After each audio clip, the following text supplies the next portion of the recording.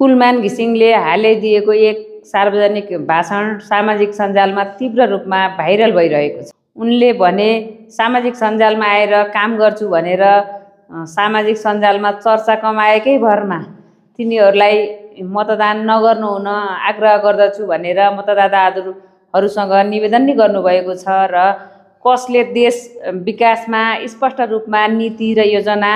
लिएर आएको छ र कसले काम गरेर देखाउन सक्छ, असल नेतृत्व छानेर मात्र त्यसलाई मूल्याङ्कन गरेर मतदान गर्नुहोला। सामाजिक सञ्जालमा भाइरल भएकै भरमा उनीहरूलाई मतदान दिनुभयो भने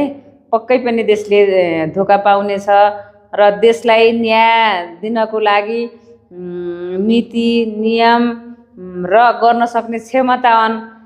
मानिसहरू भएको र उज्यालो नेपाल पार्टीलाई नै हजुरहरूले मतदान गर्नुहोला